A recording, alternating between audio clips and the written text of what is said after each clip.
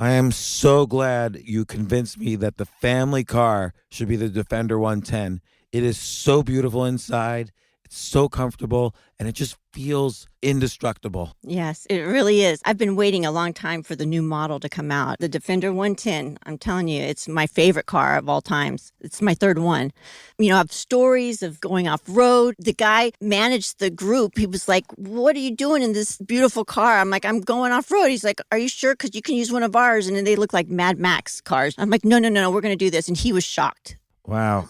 Well, it's great because the Defender has been reimagined for 21st century adventure, and its unparalleled off-road ability as well as its robust interior are invaluable whether you're headed towards uncharted territory or just a weekend of exploration. The Defender 110 tackles challenging surroundings with absolute confidence. The SUV conveys strength outside and in, featuring peerless technology like an intuitive driver display and an award-winning infotainment system. That's my favorite part, to keep you connected no matter where the journey takes you. Adventure is unique to everyone, and so is the Defender. Choose from the two-door Defender 90, the four-door Defender 110, or the larger Defender 130 with the ability to seat up to 8 passengers. You'll find uncompromising performance in all three. So pack up and go even further with the Defender 110. Learn more at LandRoverUSA.com/Defender. These days, we're all investors, trying to be smart with our money despite our worst impulses. But at iShares, we believe that deep down inside of every investor is a better investor. One that's just waiting to be let out. Explore iShares ETFs and insights and let your best investor out. Visit iShares.com for more information.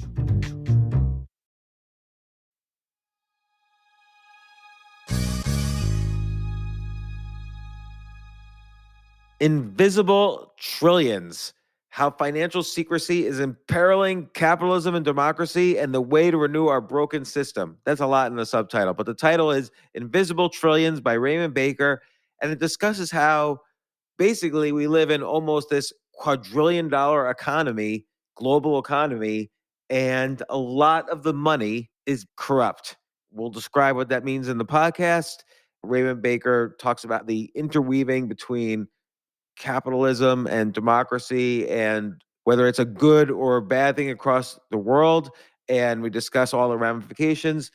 I do think maybe capitalism might not be the right word because I think it leaves out the innovation aspect of capitalism. But the examples Raymond provides in the book and in the podcast and the techniques and these actual experiences and situations he recounts are very real and very serious, and it really does involve trillions of dollars and is worth paying attention to. So without further ado, let's go and talk about all the invisible trillions missing in the world economy. This isn't your average business podcast, and he's not your average host. This is the James Altucher Show.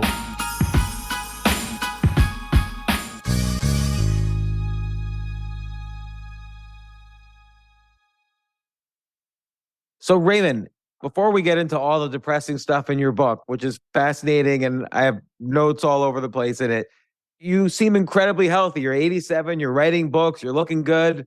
What's the secret to quality longevity? Exercise. Yeah. The real secret is good genes. My mother lived to be 100. My father lived to be 93. And I've exercised all my life and try to stay in reasonably good shape.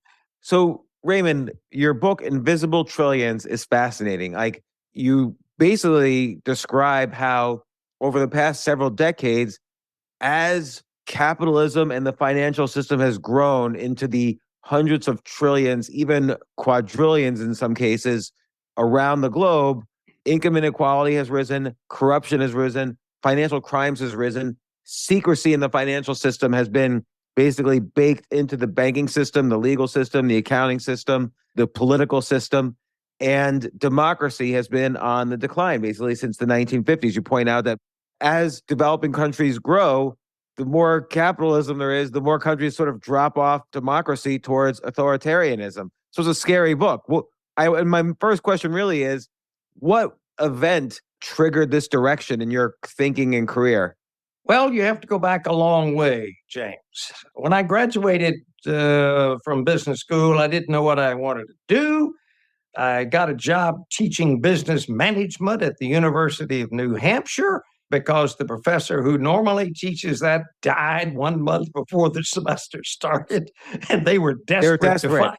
They were desperate to find somebody. Call Raymond.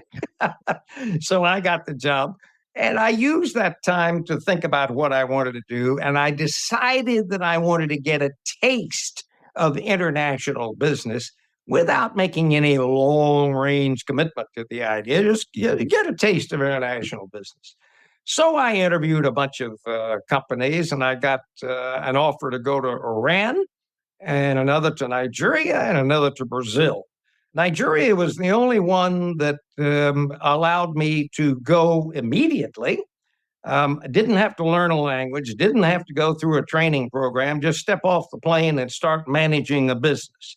And this was 1961, just 1 year after independence. So I did.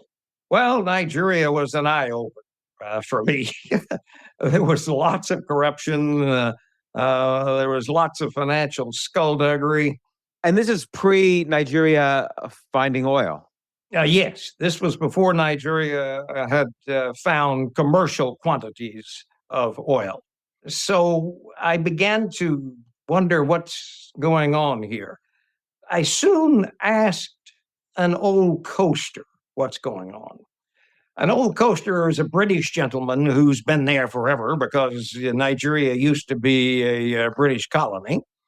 And I asked him, okay, well, tell me, how do you do business in Africa? This guy looked me up one side and down the other and was not the least bit forthcoming. I felt that obviously he doesn't like Americans showing up in his ex-British colony just so soon after independence. But being an American, I pressed on and asked him, okay, well, tell me, how do you price your imported cars and building materials and textiles to sell in the Nigerian market? And he looked at me and he said, price? Price is not a problem. I'm not trying to make a profit.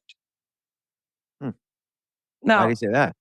Now, I had just finished Harvard Business School, 18 months earlier. And here, one of the early people that I encounter in Nigeria says, I'm not trying to make a profit. What is going on here?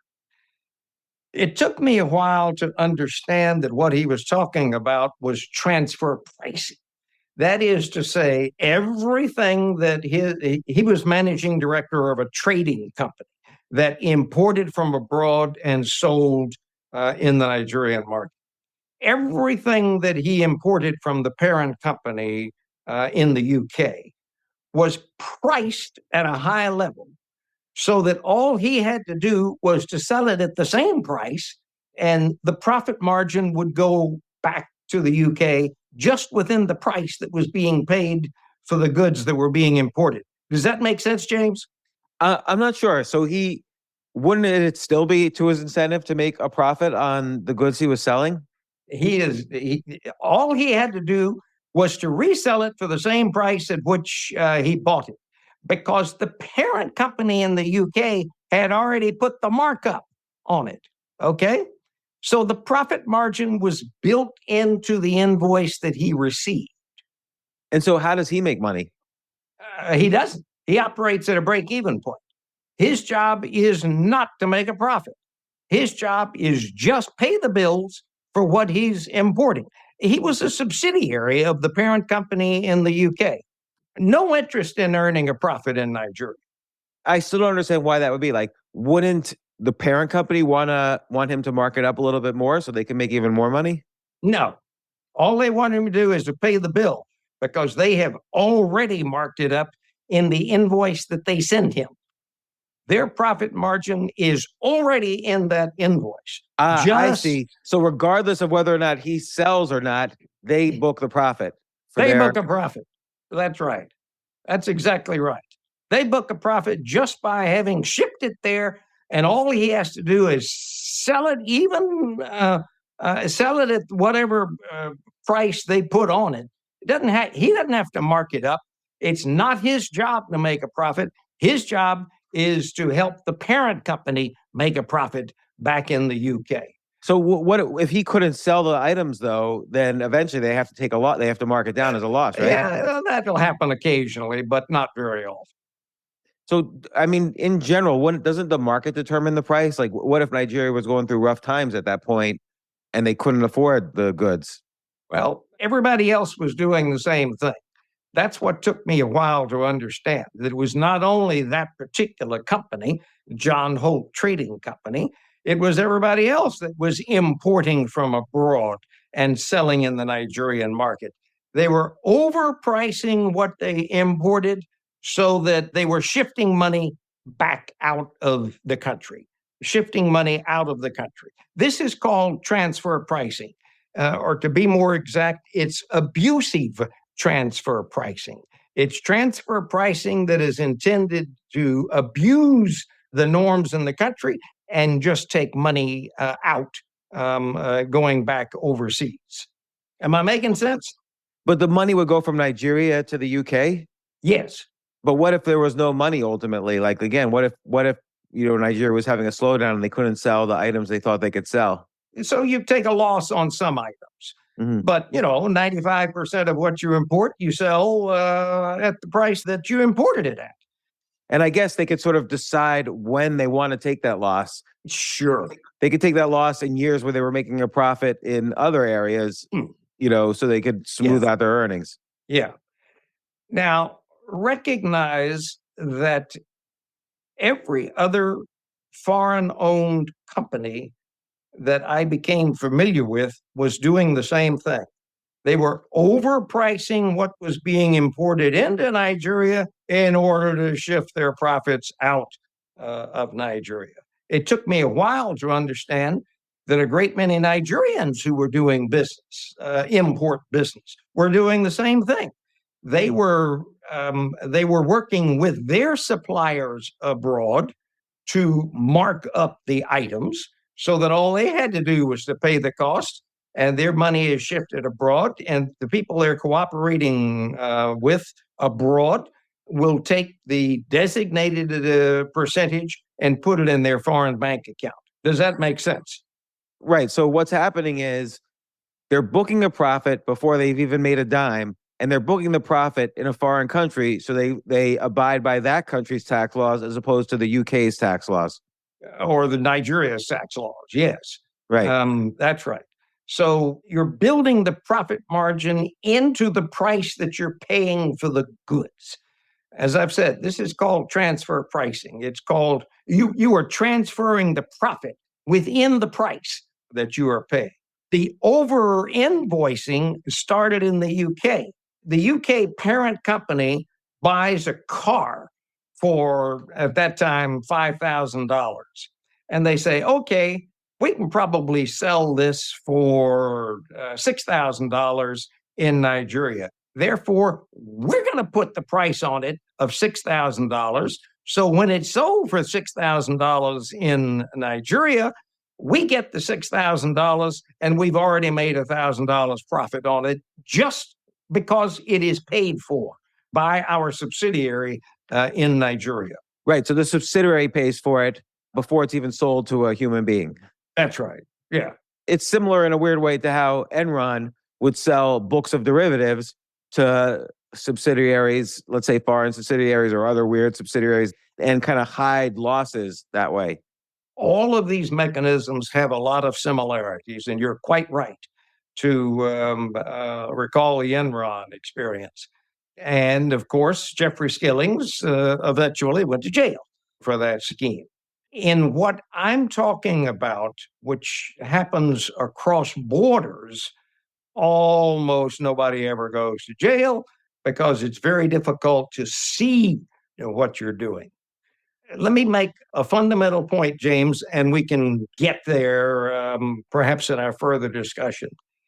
The misinvoicing of trade moves more illegal money across borders than any other mechanism by far.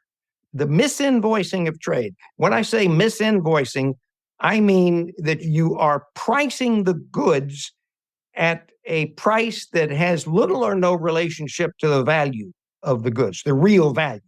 Price and value have become different concepts in the capitalist world over the last half century or more. Price and value are two entirely separate ideas. Okay, so let's explore that for a second. So in this case, there's incentives. There might be tax incentives. There might be incentives with smoothing profits for shareholder reporting purposes, like the way Enron would, for instance. But overall, if you do this for too long, and if everybody does this, then somebody is left holding the bag. Like it's musical chairs. Eventually, you run out of money. Eventually, somebody runs out of money. Not you, Right. who are doing it, but somebody else runs out. Somebody who's the last person to sit in the chair. You made an interesting point when you raised the question of taxes. When the misinvoicing of trade is done between richer countries, let's say in transactions between the United States and Germany, the purpose of misinvoicing transactions in trade between richer countries is for the purpose of tax evasion. That's the reason you do it. You're trying to avoid paying taxes in Germany, so you price something at a high level and sell it at a break-even point, so you don't earn any profit in Germany. It's done for tax evasion. I learned something else during the years that I lived in Nigeria, and that is the motivation is different in transactions between richer countries and poorer countries. It's not so much tax evasion.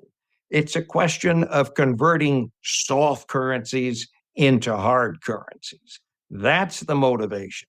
You're trying to get your money out of those weak naira in Nigeria and convert it into dollars or pounds or euros, a hard currency. So the motivation differs depending on with whom you are trading. I see. Because if your foreign subsidiary is sitting on profits, you eventually want to get those profits home, but in your own currency, and again, without having to pay the taxes in your home. You want to keep the taxes foreign. That's exactly right. So you run your business so that you don't make a profit in your Nigerian subsidiary or Brazilian or Indian or Egyptian or other subsidiary.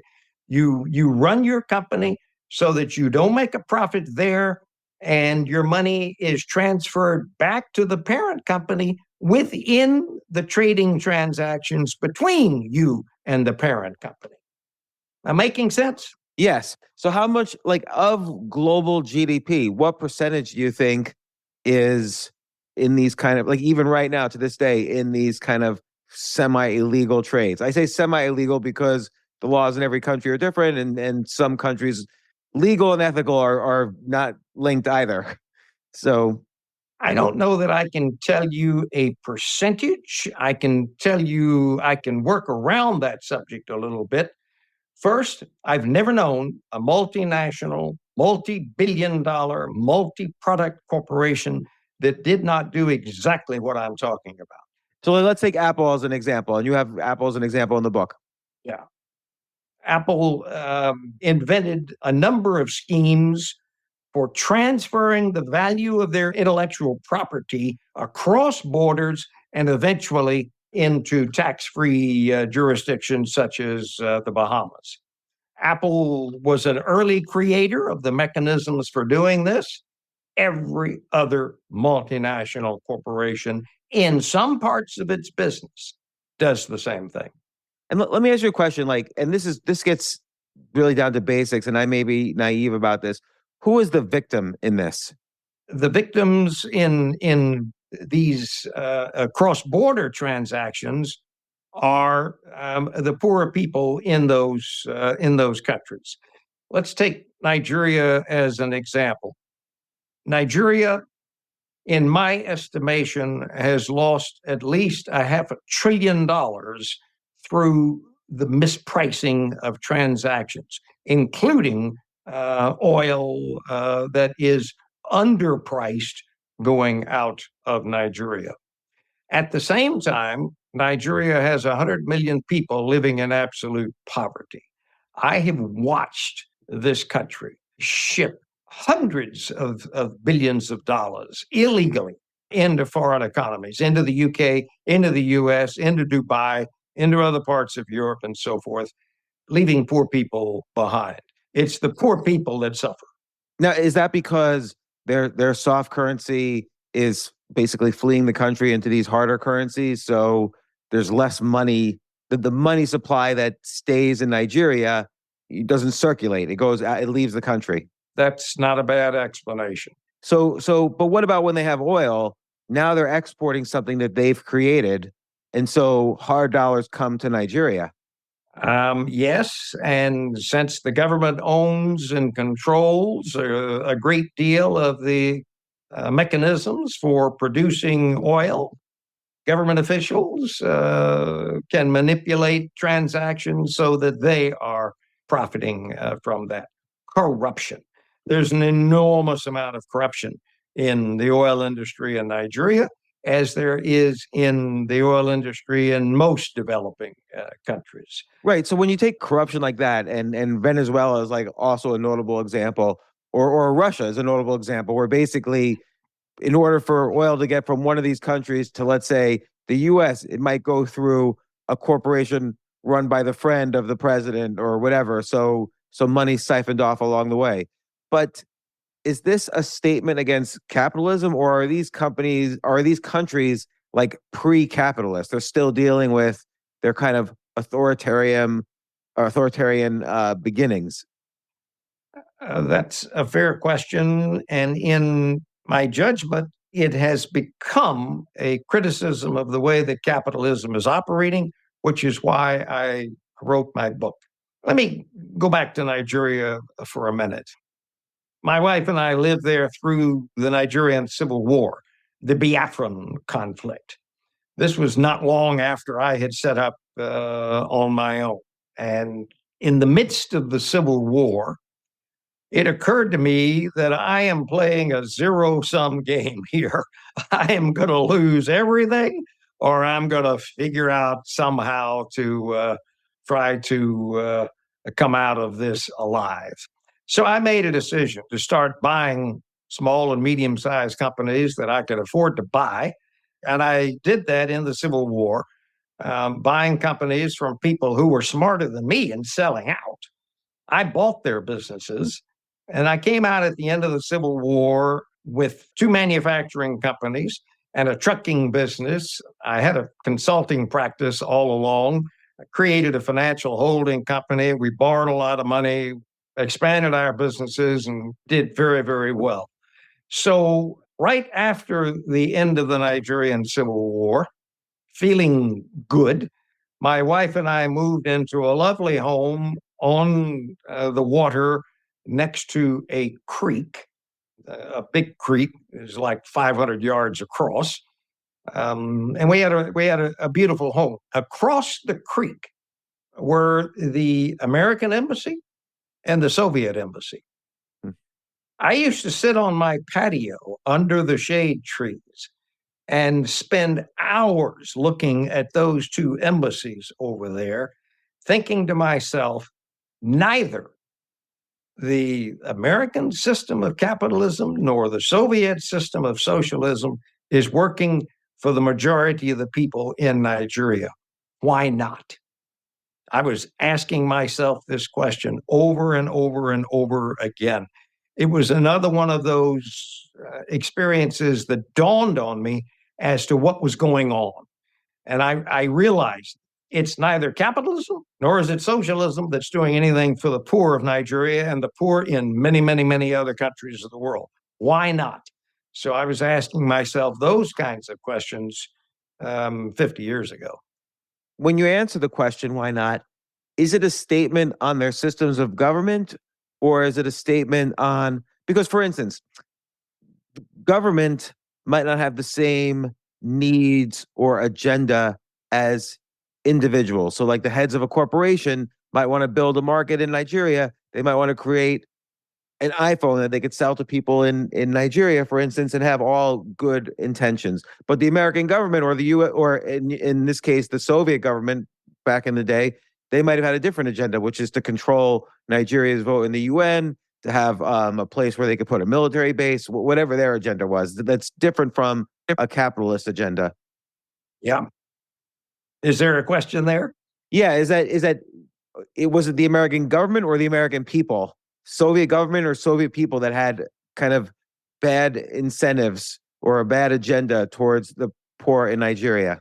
I think it was a misunderstanding of what it takes to produce economic development. You're not producing economic development for the people in Nigeria when you are unseen and unrecognized, transferring all of your profits out so that you don't have to pay taxes in Nigeria. You don't have to raise the salaries of the people you're employed in Nigeria, and so forth. You don't have to do any of that if you're operating at a break-even point. There are thousands of foreign-owned companies in the developing world, whether Nigeria or elsewhere, that are operating at break-even point, which means that they're finding ways of shifting their profit abroad so that those profits do not show up on their financial statements in the country out of which the money is coming. So the problem seems to be like take a gross example like the Cayman Islands. So the Cayman Islands, it comes from the top down. Like the government basically sets the banking laws, and those banking laws are favorable towards foreign companies coming in there to do their tax shenanigans. And that goes against the agendas of, let's say, the poor in the Cayman Islands or Bermuda or even Ireland, which was a notable tax haven, as Correct. you point out in the book. Correct. So again, what I'm wondering is this an indictment about capitalism, or do we need to start saying, hey, you can't do business in countries that are not aligned with the interests of the majority of their citizens? I don't know how you take the second course of action. I do know how you can straighten out the first option. And the way you do that is by requiring greater transparency and accountability in capitalism's operations. You mentioned the Cayman Islands. The Cayman Islands is home to tens of thousands of disguised corporations where nobody knows who owns those businesses except the company formation agent. And he's not telling anybody because he's not required to tell anybody. So you have tens of thousands, hundreds of thousands of disguised corporations where nobody knows who owns them. Nobody can find out who owns those entities.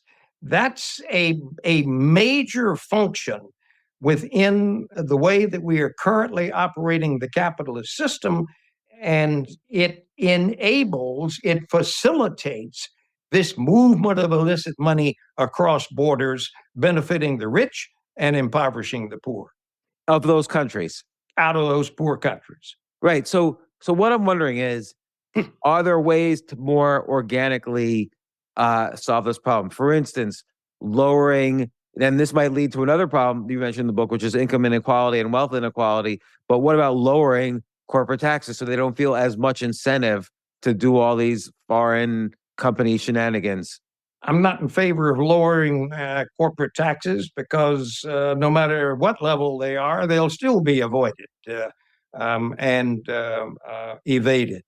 No, the way to solve this problem is to get rid of the secrecy mechanisms that we have created in the capitalist system. It's not just disguised corporations. There are all sorts of things that we've done to create ways in which capitalism can operate in secret, where their activities cannot be recognized by regulators or legislators or governments or so forth. Capitalism has developed ways to operate in secret, and these mechanisms allow capitalism to function effectively beyond the control of the forces of democracy.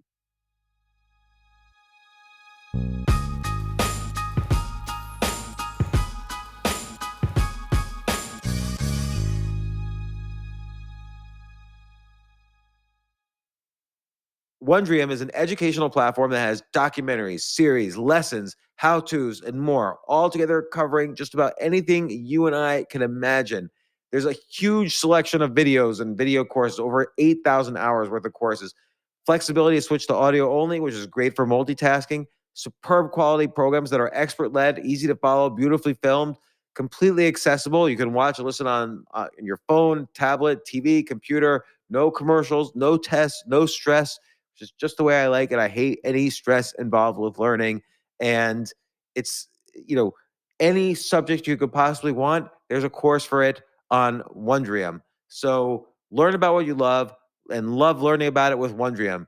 Do what I did. Sign up for Wondrium now. Wondrium is offering my listeners, that means anybody listening to this right now, a 23-day free trial, but it's only available if you sign up through the special URL they gave me. Go to wondrium.com/James. Just check it out. Check out all the courses they offer. It's amazing, like how much is on this platform. That's WONDRIUM,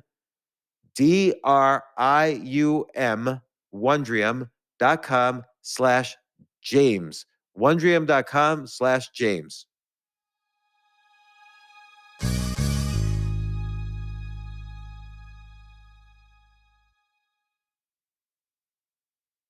Oh my God. When I was locked in during the pandemic, I couldn't stand not being able to breathe outside. But this is not about COVID or lockdowns. This is about how indoor air could be 2 to 5 times more polluted than outdoor air. And in some cases, it could be 100 times more polluted. And that's a problem. So there was a 2020 report that found that nearly half the population, almost 165 million people in the US, are living in areas with unhealthy levels of ozone or air pollution. So let Air Doctor filter out dangerous contaminants and allergens so your lungs don't have to.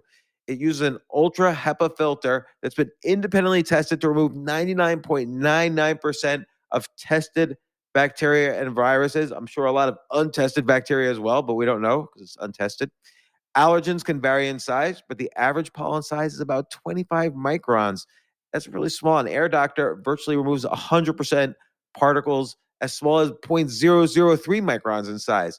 An Air Doctor 3000 is a purifier powerful enough to circulate the air 4 times per hour in a 638 plus square foot room, which is not quite as large as the apartment Jay used to live in New York City. Jay, yours was like 700 square feet in New York, right? Yes, 700 square feet with 300 square feet living space and 350 bedroom. And you had like the largest dog in the world as your roommate. Yeah, exactly. He only can walk. He can't even walk. He literally sleep on one spot. The next thing, he just walk 2 steps and sleep on another step. Well, if you were allergic to dogs, you would need the Air Doctor 3000. And Air Doctor features whisper jet fans that are 30% quieter than the fans found in ordinary air purifiers. It's no wonder Air Doctor has been covered by media outlets, including CNN, ABC, and the James Altucher Show. And I know because I wanted to test this out before being able to talk about it. I can't really tell if the air is not having allergens that are 0.003 microns in size, but I can tell among the members of my family who have allergies that they do seem to have fewer allergies, sneezing, coughing, and so on. So I like that. I'm going to continue using it. Air Doctor comes with a no questions asked 30-day money-back guarantee. So if you don't love it, just send it back for a refund minus shipping. So head to airdoctorpro.com and use promo code James. And depending on the model, you'll receive up to 40% off. I mean, just by listening to this podcast, you can get 40% off, and that's important. So lock this special offer by going to AIRDOCTOR, that's spelled out Air Doctor Pro, PRO, airdoctorpro.com, and use promo code James.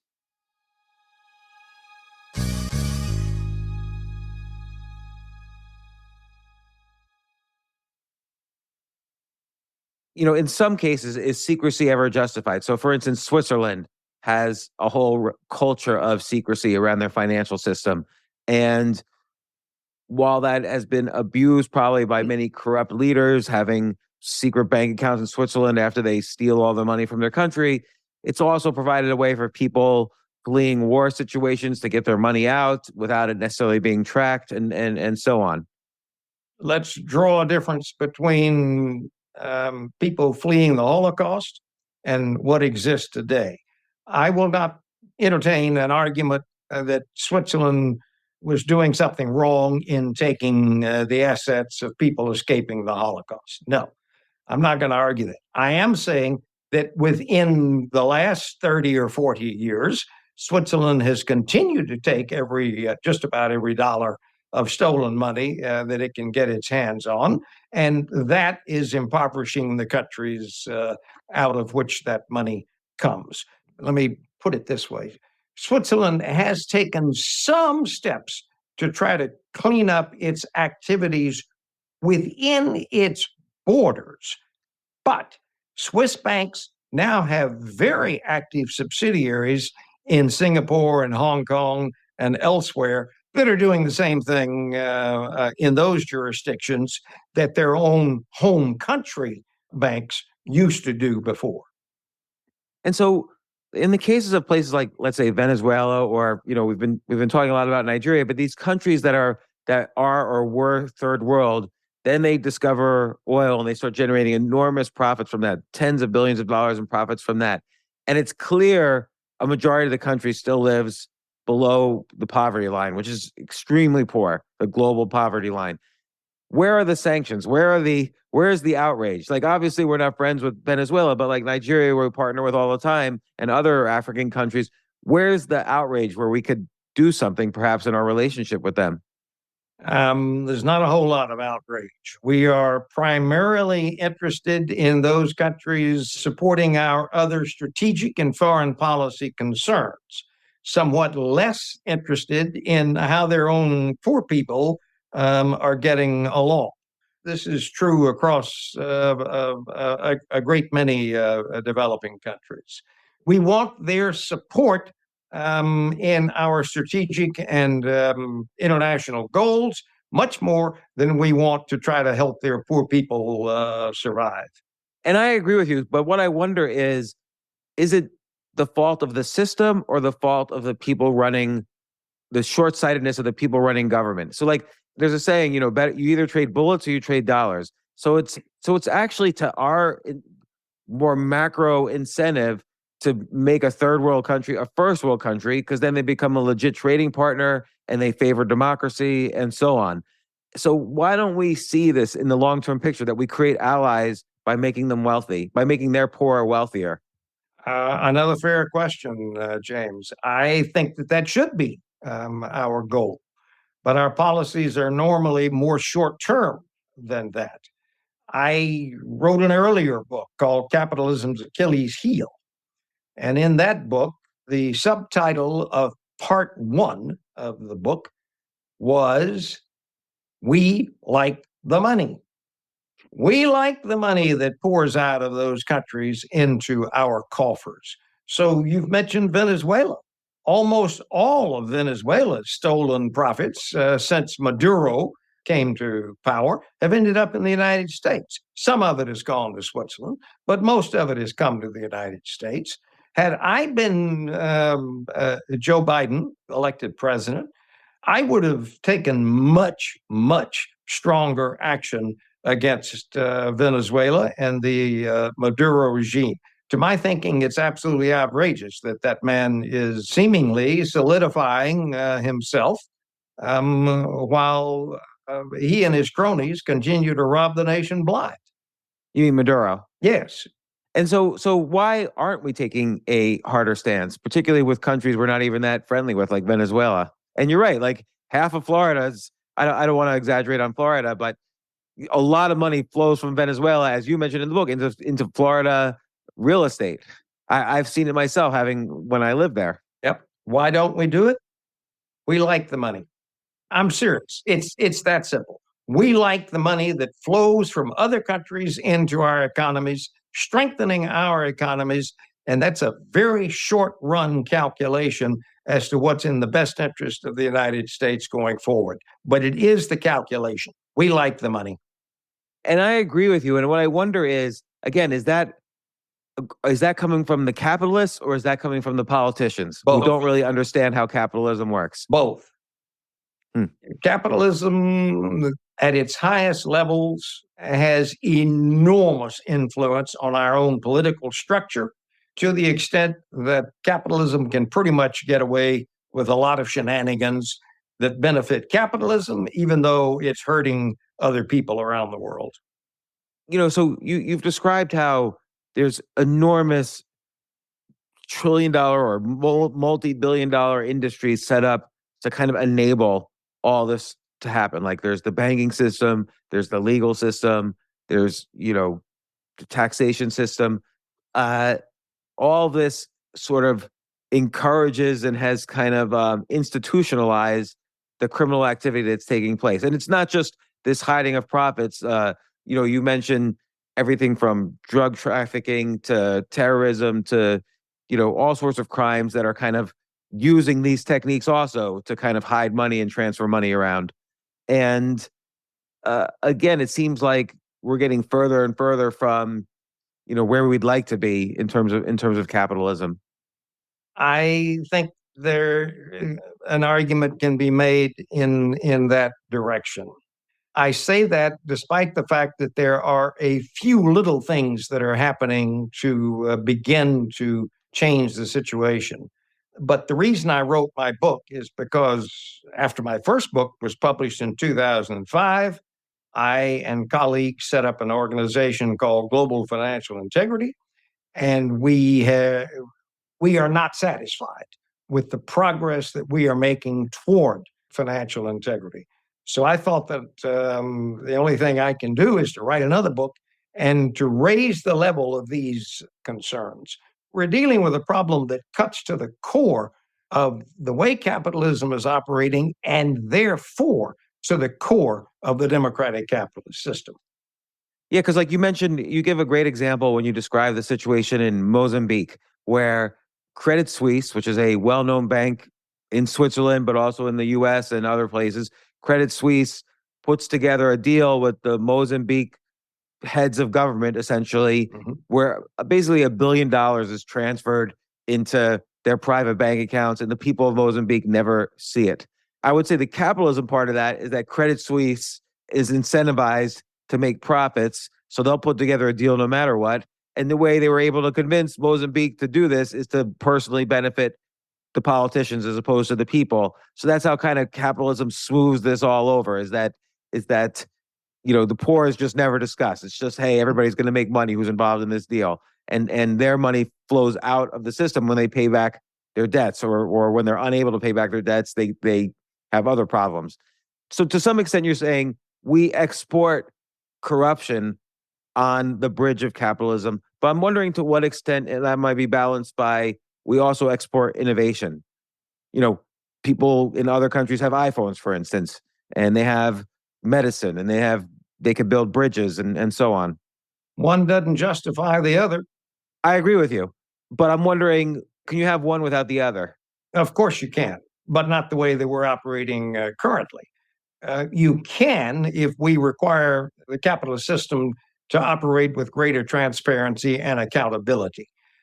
Give you a simple example. Do you know that there are millions of corporations that don't have to report their financial results to anybody? In the U.S.? Many of them in the U.S. And other countries and so forth. That's ridiculous. Every corporation, every company that is established should be required to report its financials to the financial authorities in that country on an annual basis. This idea that you can operate secretly and not report to anybody, this has to change.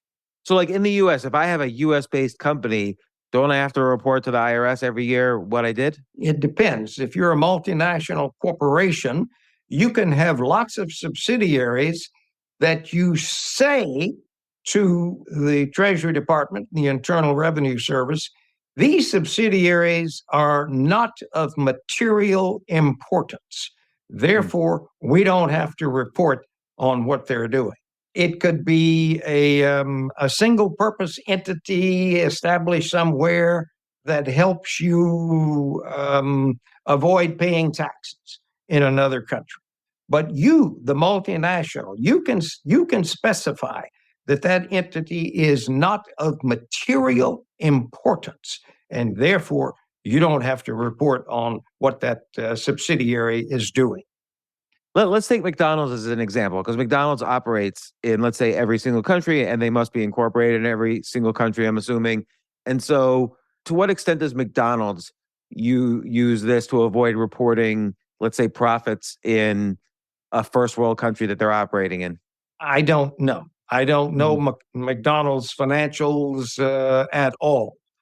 I, in my book, indicate some examples of corporations that have set up elaborate structures to operate tax-free and get their money into their hard currency accounts back into the home office books. A lot of corporations do that. McDonald's, I don't have any idea. But in my book, I quote examples of other corporations that use some of these mechanisms. And some of these mechanisms are extremely complicated and convoluted, involving sometimes as many as 30 or 40 steps, so that what you're doing is obfuscating all along the way what you're doing, so that you can, at the end of the day, get away with it and move those profits into the parent company coffers in ways that evaded taxes all along the way, invaded regulation along the way, invaded oversight along the way, but eventually end up in the corporate coffers. And so it's interesting, because in order to do it correctly, you have to make sure it gets away so that it's not audited by your auditors. But in order to do it correctly, you need to have the knowledge of your auditors to do that. How much are the accounting firms that audit these companies involved in actually providing the advice to set up these methods of obfuscating their profits? That's a very key question. Auditors for many years in almost all countries were able to advise their clients how to use tax evading and tax avoiding techniques, and at the same time then audit the company to say that, oh, you've done this all properly. In the United States, we are trying to separate those two functions. Advice cannot be given by the same company that's going to do the audit.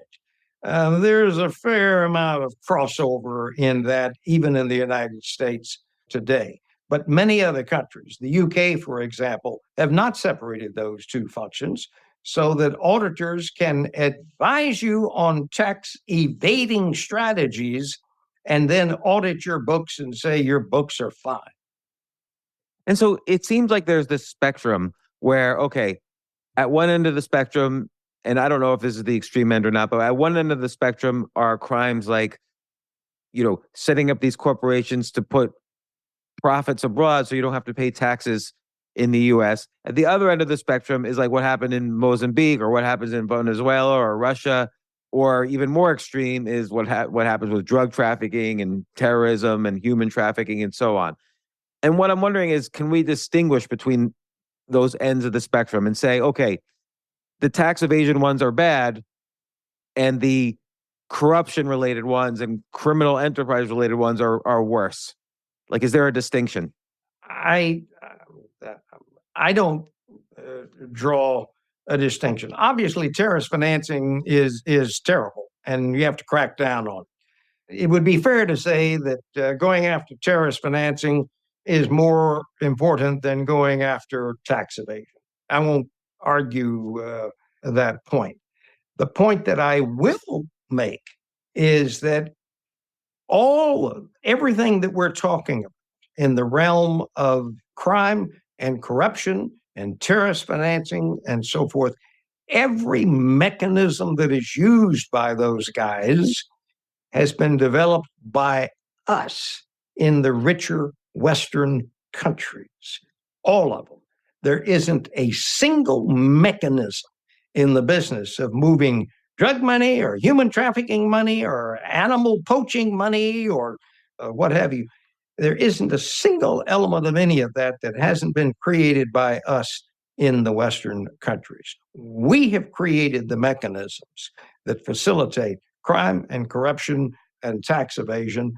And the result of this system that we have created is that it brings a great deal of money into the U.S. economy and the economies of other richer countries. And so, do you think things got a little better after 9/11 when they started implementing, know your customer rules for banks and higher disclosure procedures and so on? That's another very interesting question, James. After 9/11, two things happened that were almost opposite. On the one hand, Treasury Department, without making it a written policy, Treasury Department indicated to U.S. banks that you can let that apparently dirty money, you can let that come in so that we will know, we can trace it back to where it came from. And in so doing, you will help us identify the terrorist financiers that may have sent money. So the Treasury Department, without making it a stated policy, eased the focus of the banks on handling laundered money and corrupt money and so forth, so that if the terrorist money came in, we could trace it back to the source and go after the terrorist money. At the same time, we took some steps which helped make life more difficult for the terrorists in financing their activities. They're not out of business. But we took a number of steps focused on terrorist financing to try to push the terrorists out of being able to use the legitimate financial system to move their money. So, for example, you're perhaps familiar with SWIFT.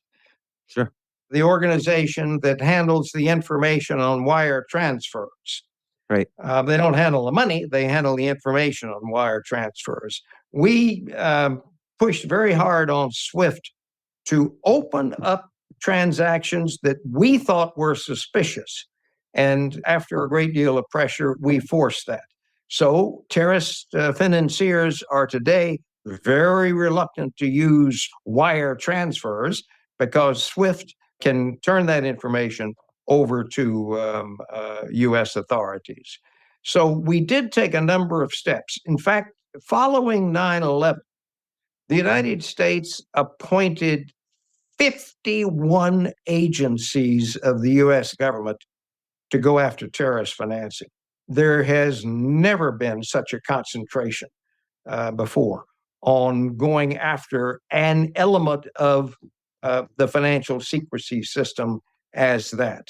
And with 51 organs of the U.S. government going after terrorist financing, with us getting access to SWIFT data, and with some other steps that we made, we have indeed curtailed substantially the ability of terrorists to use the international financial system. So that brings up an interesting point, though. When we sanction Russia from using SWIFT, does that bite ourselves in our own leg? Because now we can't observe whatever it is they're doing now when they send, huge money transactions around the world. We've sanctioned some Russian companies not to use SWIFT, but not all.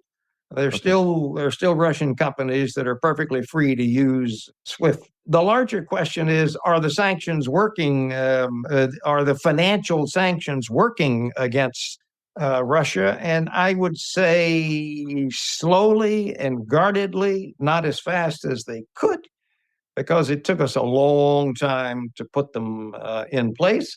And they're still not entirely complete. There are still oligarchs that have not been sanctioned.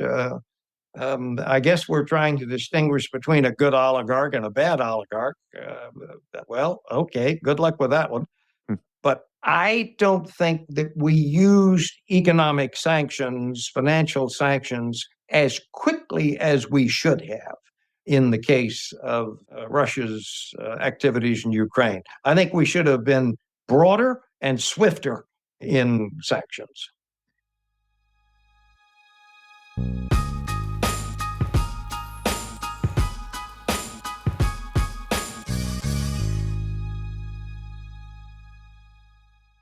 You know what I love about fantasy sports is that even though I'm not going to be a great basketball player or a baseball player or a football player or whatever, I feel like I get to participate and make decisions and use my knowledge of these different leagues or these different sports to compete.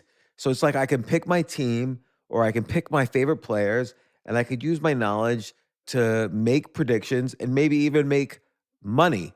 So with the basketball season here, you can now pick combo projections across football and basketball from the Specials League on Prize Picks. This is a league created specifically for combo projections that include two or more players from different sports or leagues.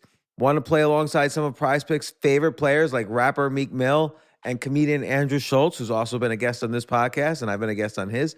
You can now find community plays under the promos tab of the app to view entries for some of the biggest names in the Prize Picks community each week. Look, Prize Picks even offers a reboot policy so that your entries stay in play even if one of your players gets injured.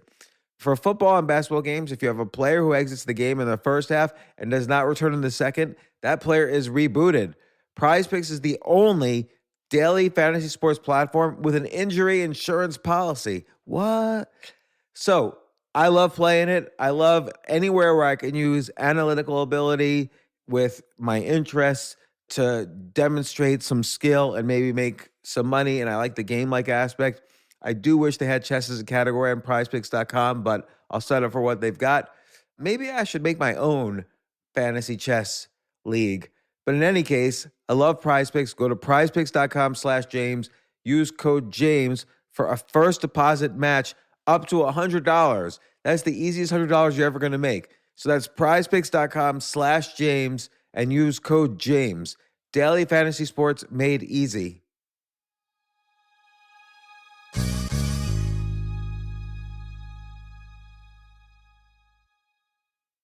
The future of learning is definitely online. Like, it's such BS that you have to spend $200,000 or take $200,000 in loans and go to some fancy school when it's useless. It doesn't guarantee you a job.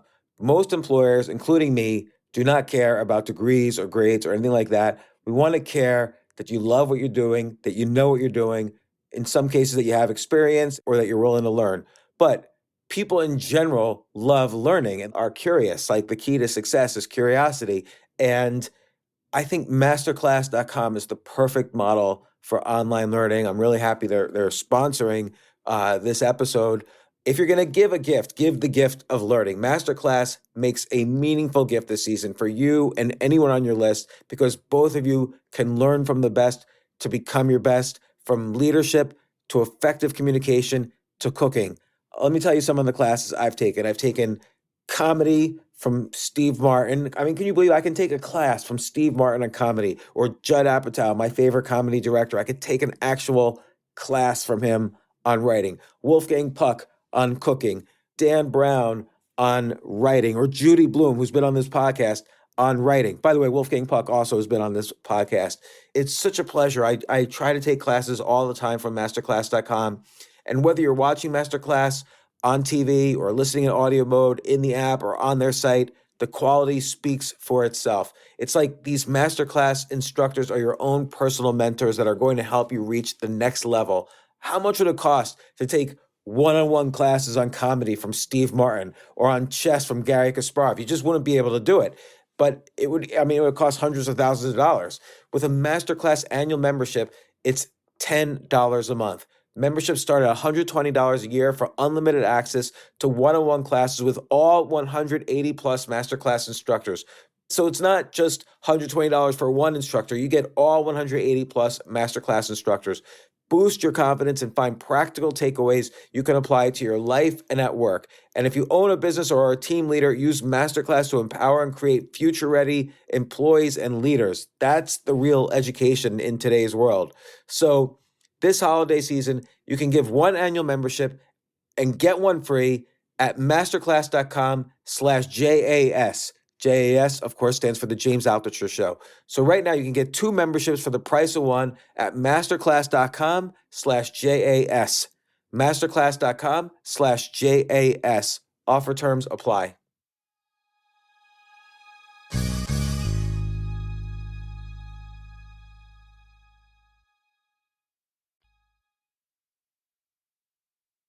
And so I can see how all of this would lead to great income inequality globally. How does this lead to income inequality and particularly wealth inequality in the US specifically?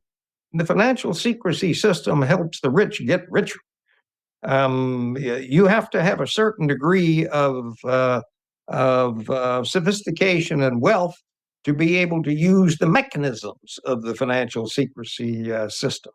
To be smart enough to set up a disguised corporation in the Cayman Islands, or to get a banker to handle your transactions in an anonymous way. You have to be a fairly sophisticated person to do that. When I graduated with my MBA in 1960, the comparison of top executive salaries and workers' wages was about 20-1.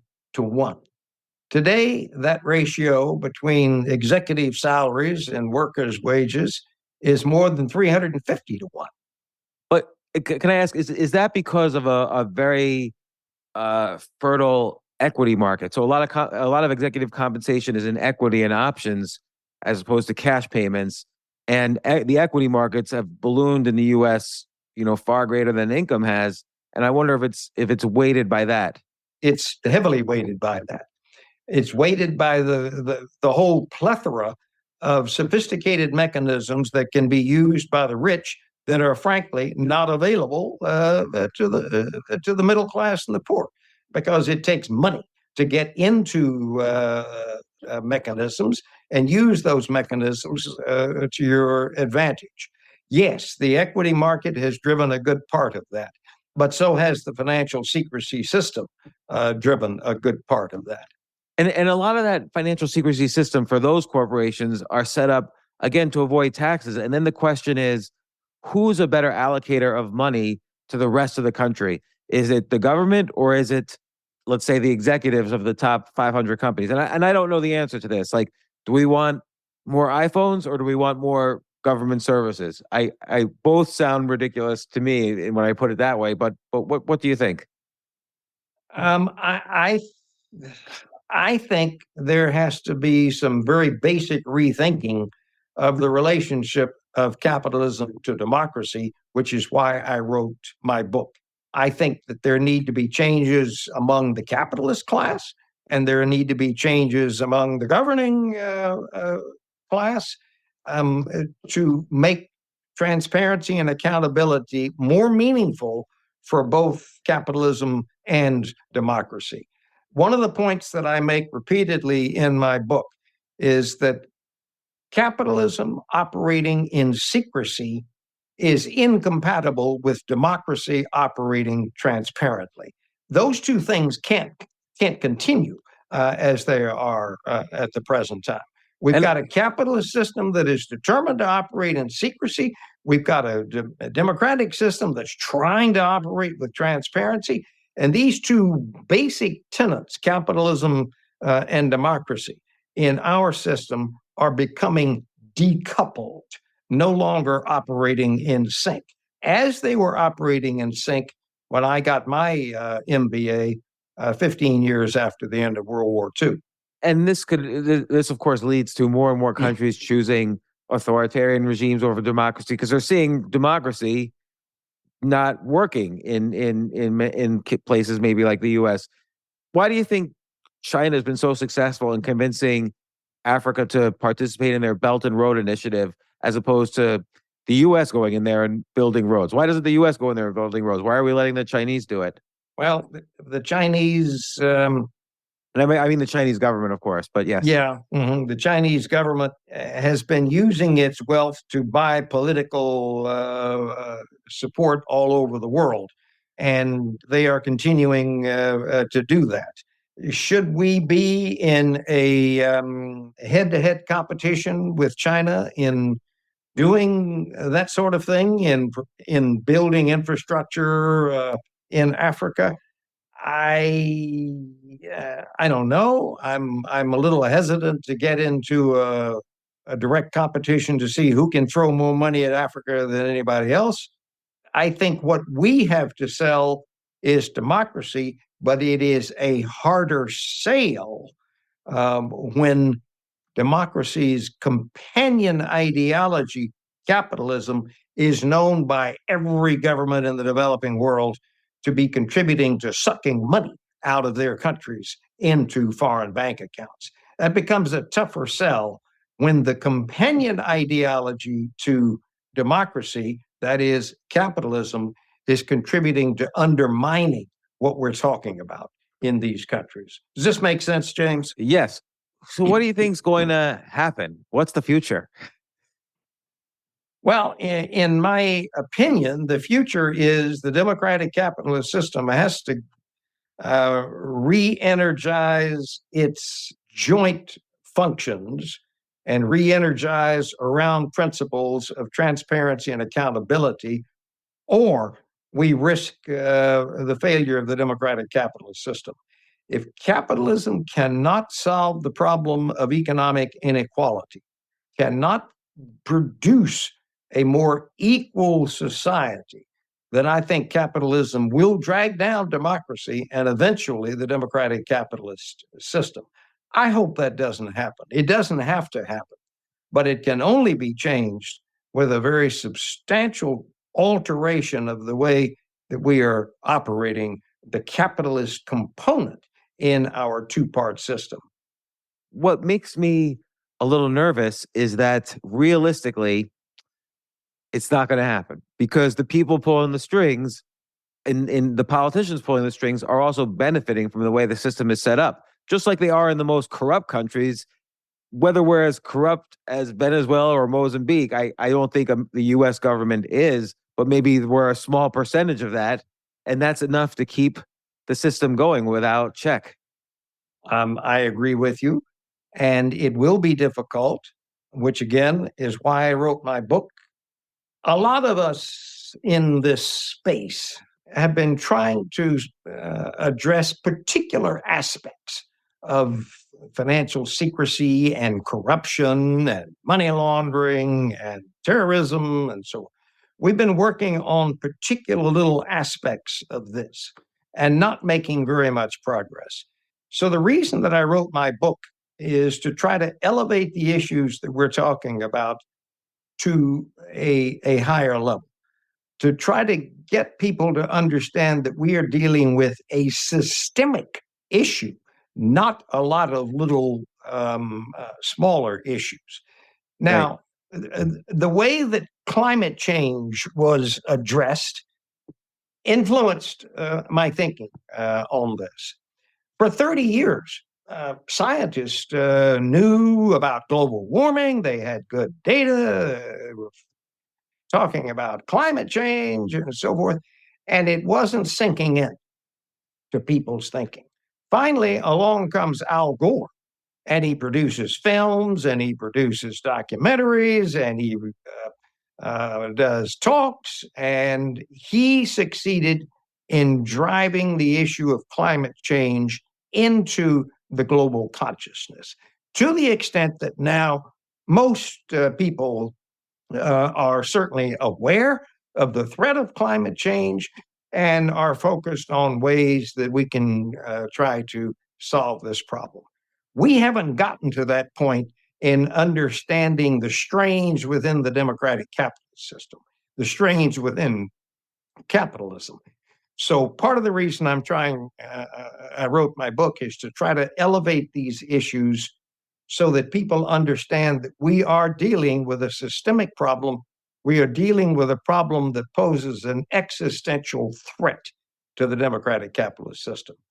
Well, Raymond Baker, you certainly do a great job of describing the history of these events, the history of capitalism over the past 70 years, and how it's morphed into using more of these secret means to ship money around and allow for corruption and all sorts of criminal activity, including whether it's for tax evasion or terrorism or drug trafficking or whatever. Your book is called Invisible Trillions, and it literally describes the trillions of dollars that are going invisible in this system and how it's hurting the people that capitalism was initially set up to help. So it's a great book to increase your knowledge of what's happening and the history of these events and what's going on. And I didn't know a lot of things in this book. So Raymond, thanks for coming on the podcast, and thanks for writing this book. Entirely my pleasure, James. Thank you. I'm available anytime. Excellent. Thank you, Raymond. Okay, thank you.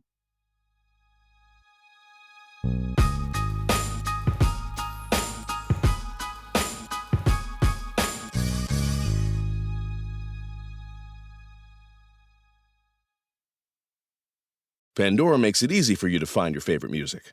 Discover new artists and genres by selecting any song or album, and we'll make you a personalized station for free. Download on the Apple App Store or Google Play and enjoy the soundtrack to your life. Diving deep into your passions has never been easier, thanks to Amazon Prime. You get all-in-one access to the things you need, so you can get more out of the things you love. With a range of services including Prime Video, Amazon Music, and Prime Fast free shipping. Amazon Prime is like your personal mission control for all the things that inspire. From shopping and streaming to saving, it's on Prime. Visit Amazon.com/Prime to get more out of whatever you're into. It's on Prime.